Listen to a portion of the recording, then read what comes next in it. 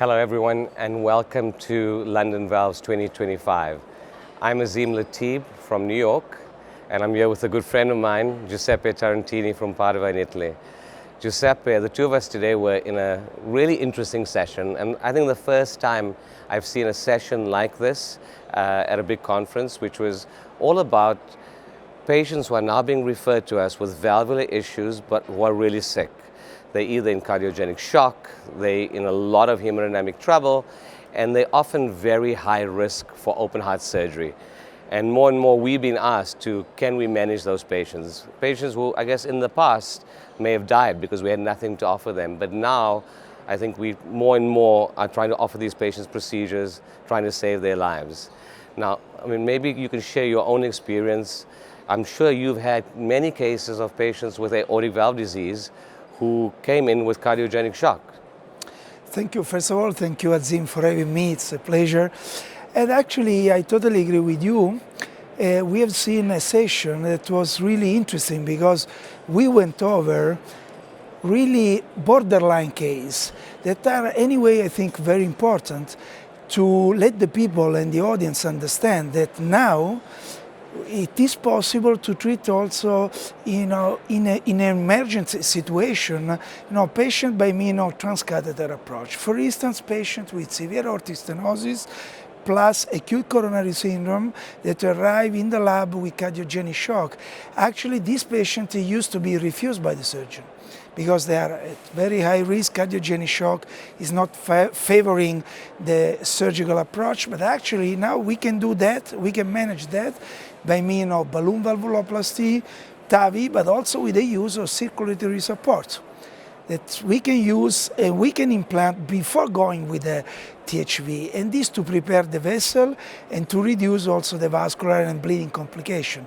But actually, I think this is just one example because we had the chance also to discuss acute papillary muscle rupture after an acute MI.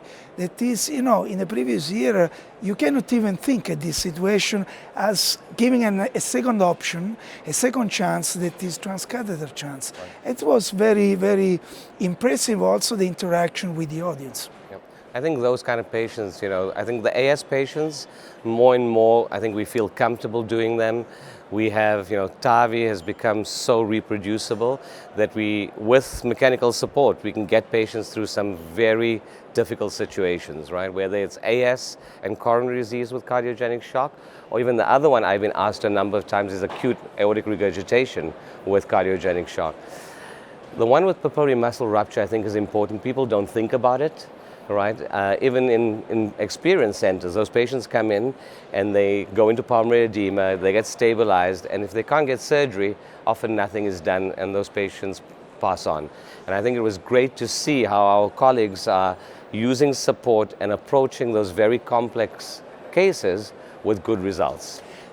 I think an important message to share also with the people is that we need to think of this transcatheter approach not as just a standalone therapy, but it's a kind of it's a kind of companion to other therapy that is bridged to something else, that might be bridged to recovery. Sometimes it's just bridged to surgery, right. But it's very important because we reduce the perioperative risk in terms of surgical approach. It's very important because with this kind of, let's say, joint venture, do two different procedures, we can it's possible to, to intervene to the patient that is, otherwise without any option.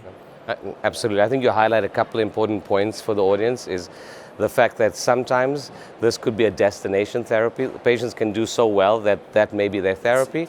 Sometimes we're just trying to get them out of trouble and then hopefully get them into a definitive procedure, which may be open heart surgery.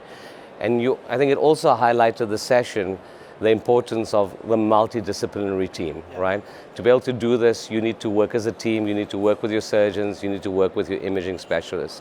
One other group I saw recently, which I never thought I would, was a patient who had a lead extraction for an infected lead across the tricuspid valve with acute severe TR that we had to do urgently a valve in. So I think we're going to continue to see that. It's important for the colleagues to know that these possibilities are out there. These are very complex patients.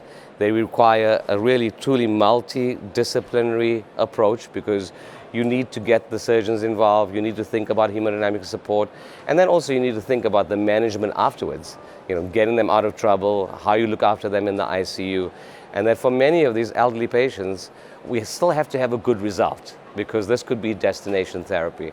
So I think it was a great session, great learning for me, a lot to think about, and hopefully a session that will help colleagues who see these kinds of very sick patients.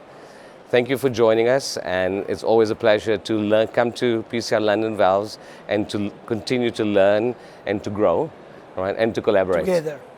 Thank you.